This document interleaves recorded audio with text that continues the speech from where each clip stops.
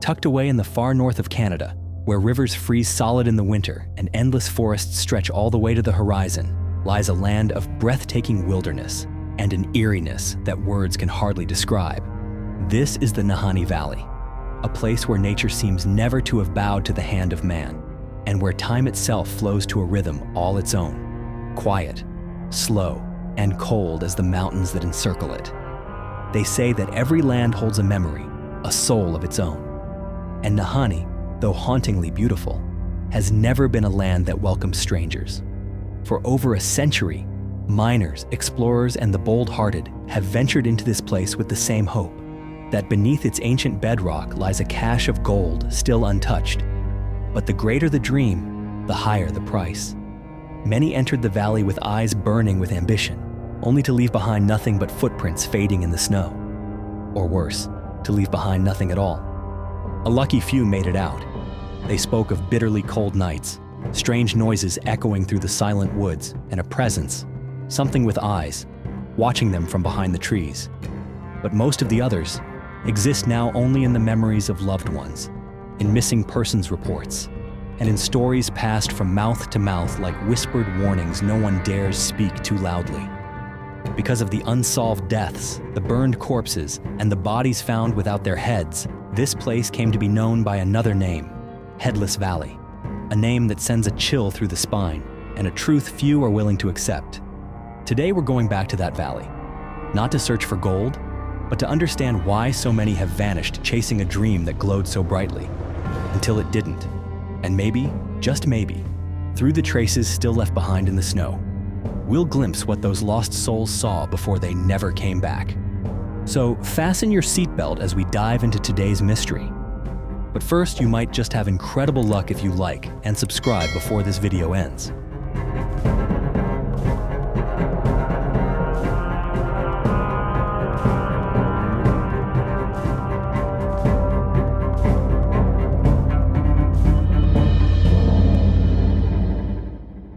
In the autumn months, when the fog begins to creep slowly through the dense forests of the tundra, a man named Lefebvre ventured into the heart of the Nahanni Valley, accompanied by two RCMP officers. A seasoned trapper, he had spent his life navigating treacherous mountain passes and crossing fragile sheets of ice that few dared to tread. But even after facing down hungry grizzlies and sudden whiteout blizzards, Lefebvre always regarded Nahanni as something else entirely, not just dangerous, but unnatural. The three men had what seemed to be a simple mission: to trace the path of a young prospector who had vanished without a word, a man who had once been engaged, but never showed up to his own wedding. While the two officers carried orders and firearms, Lefebvre brought only his instincts and the quiet caution of a man who had heard far too many strange stories whispered from beneath those snow-laden hills. At first, the journey passed in an almost suffocating silence.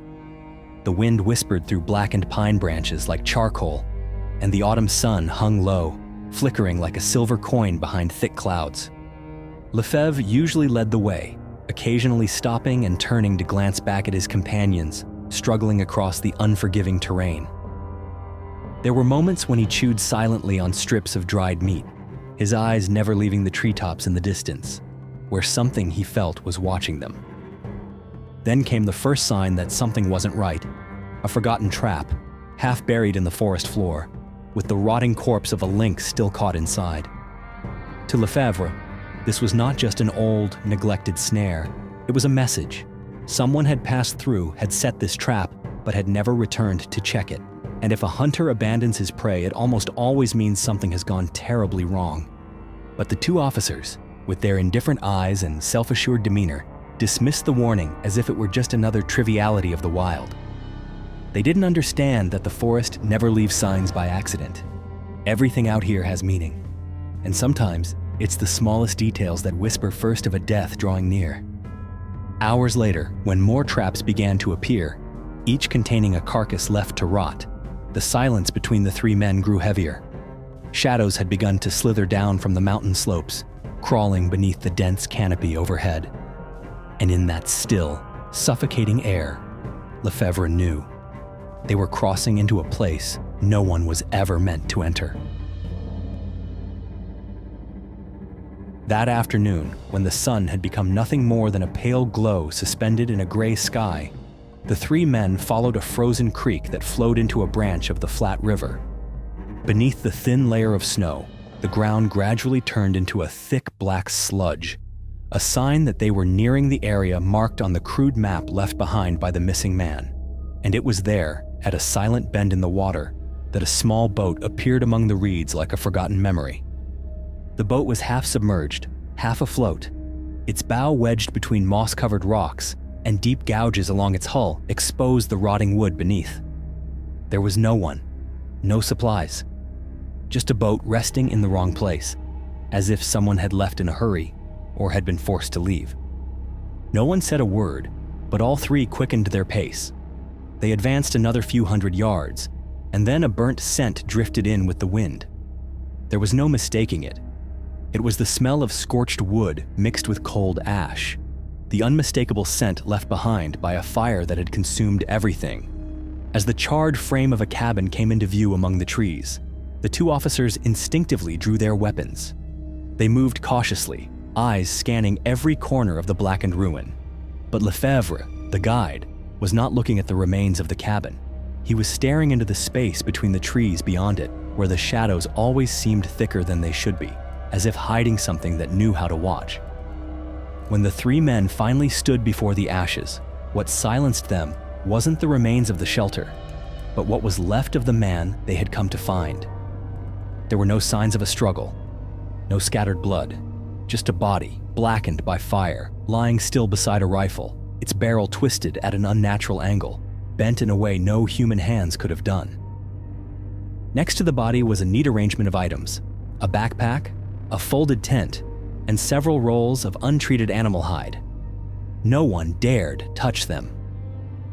The unnatural order of it all made the scene feel wrong, too precise, too intentional, as though someone or something had tidied up after it was all over.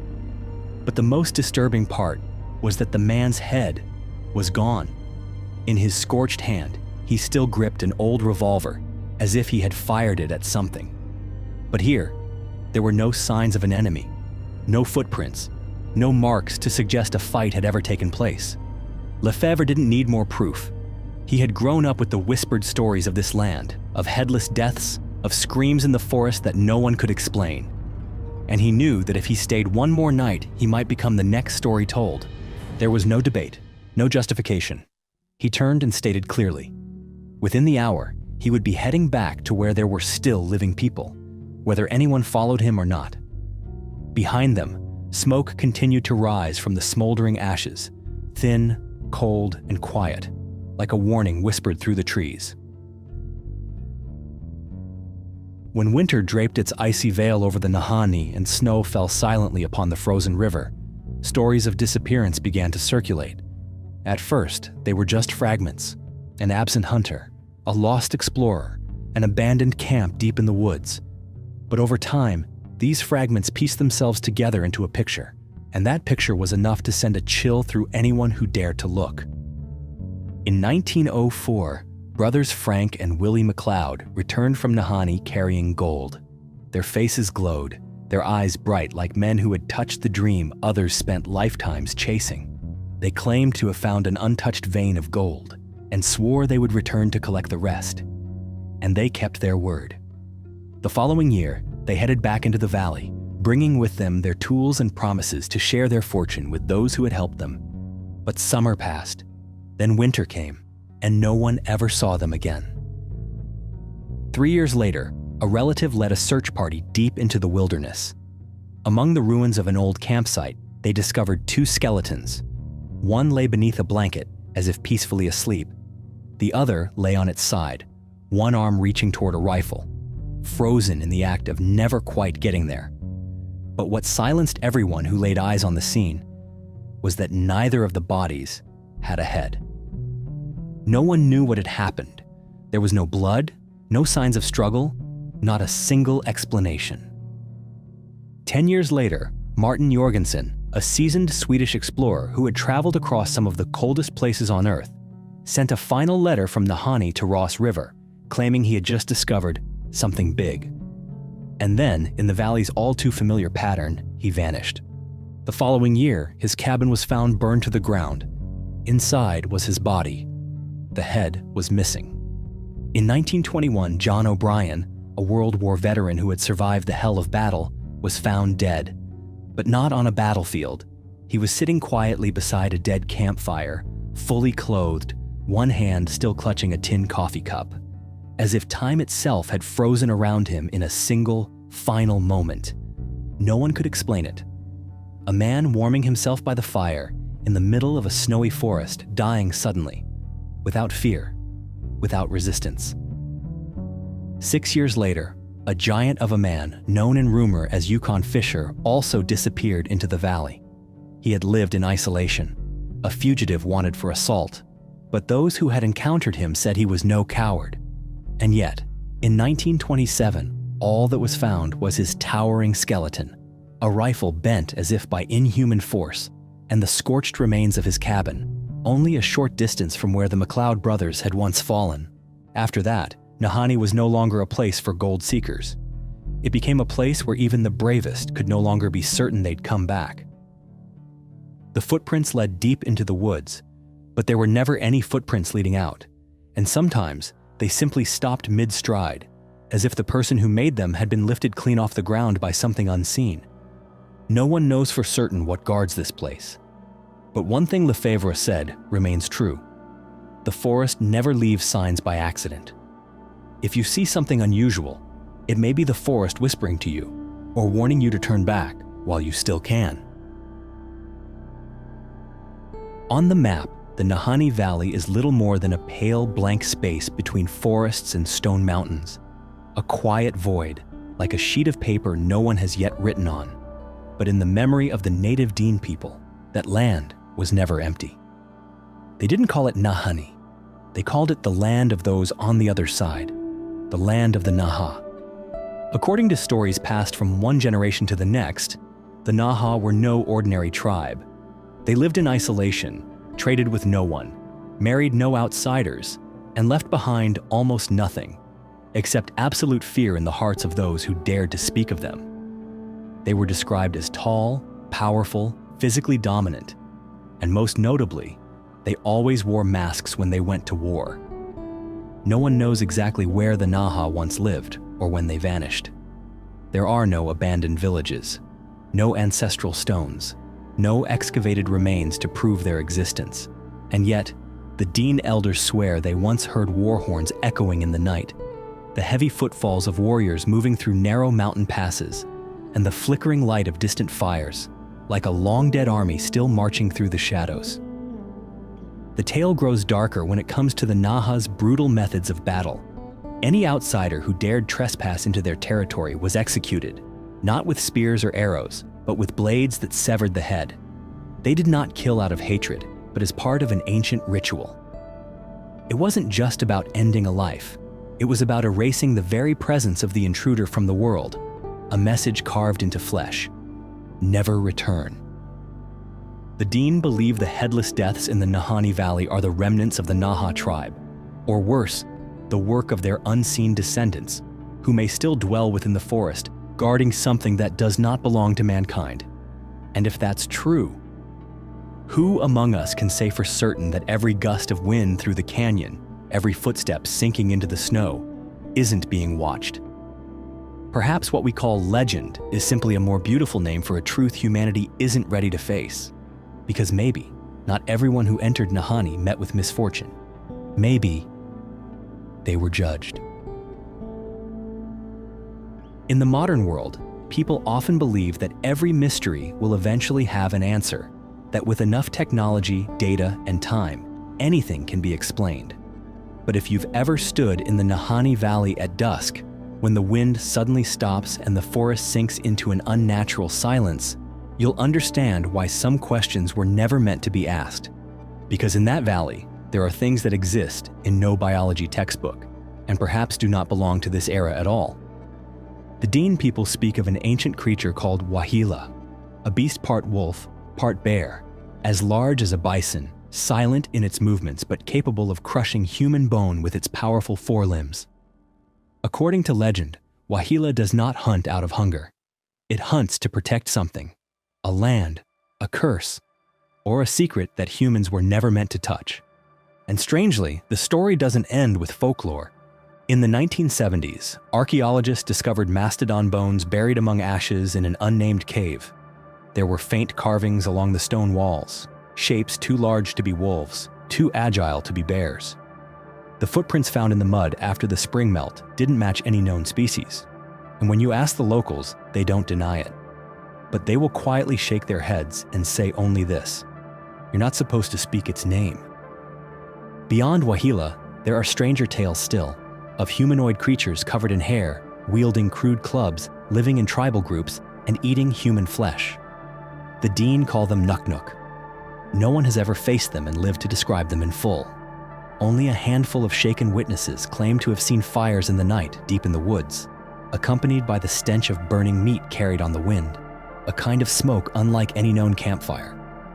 Occasionally, a hunter returns, shaking, unable to speak, repeating only one phrase: "I thought it was a man, but then it looked at me."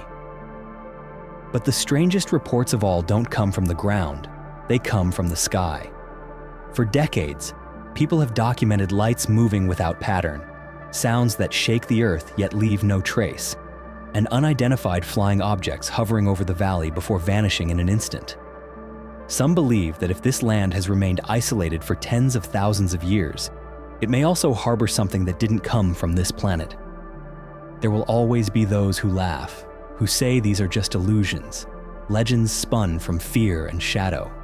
But those same people, if they ever find themselves standing in the valley on a dim, moonlit night with wind howling through the canyons like a voice from prehistory, they might come to understand some things do not need to be seen to be feared, because true fear comes from what the mind cannot contain.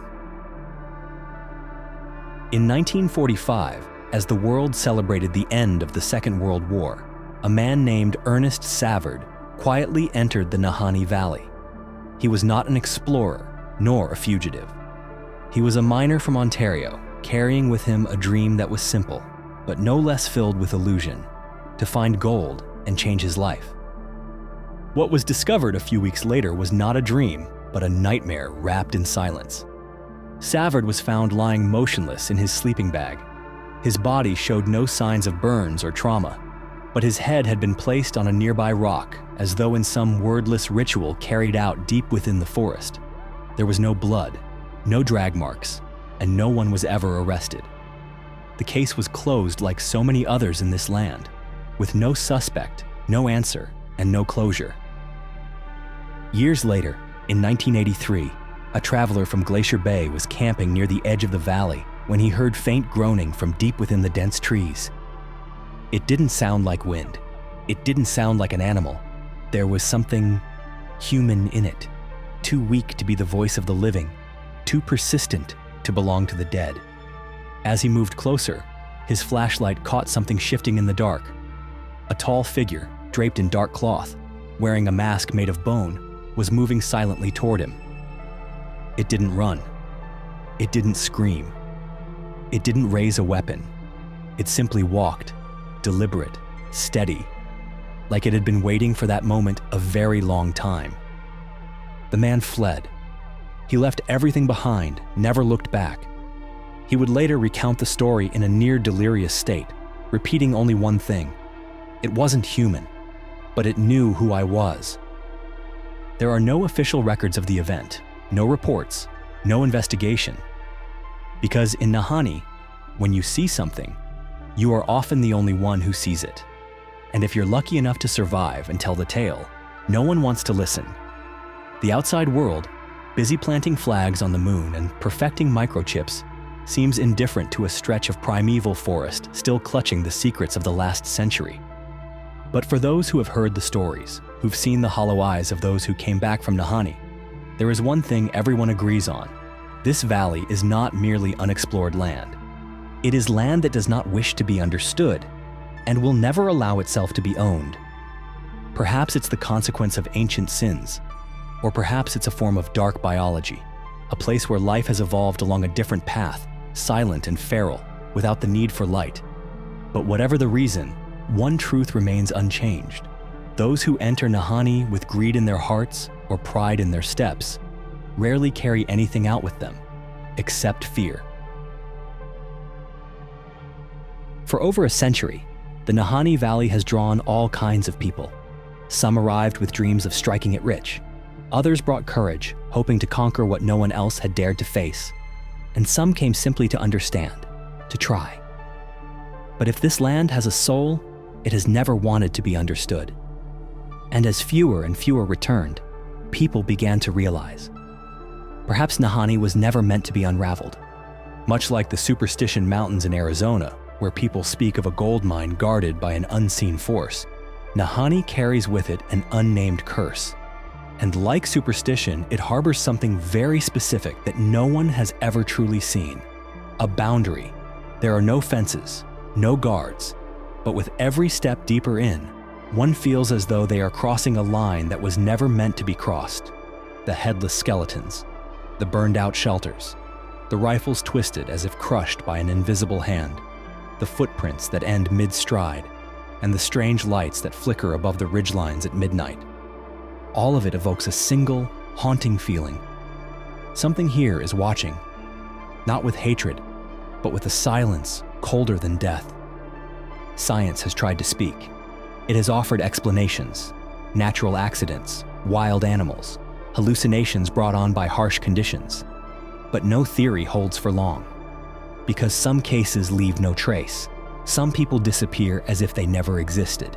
And some nights, what you hear cannot belong to this world. And so, people began to consider one final possibility, that perhaps humans are not meant to be everywhere, that maybe there are places where our very presence is a violation, like an ancient book whose final page you were never meant to turn, like a forest that still remembers every footstep from 100 years ago, like Nahanni, where beauty is the perfect disguise for something no one dares to name. Maybe what you've just heard is only legend, or maybe these are fragments of a truth scattered, buried under time, fear, and forgetfulness. But if there are places we've never truly understood, then perhaps we ought to enter them with reverence, not ambition. What do you think about the stories surrounding the Nahanni Valley? If something here made you pause, reflect, or reminded you of a tale you once heard, leave a comment below. I'd love to read it and explore the unknown with you. Don't forget to hit subscribe so you won't miss the journeys to come, where we dive even deeper into the mysteries that remain unsolved and uncover truths that sometimes only the darkness dares to keep. Thank you for watching until the very end. And hopefully, next time, we'll still be standing on the same side of the truth.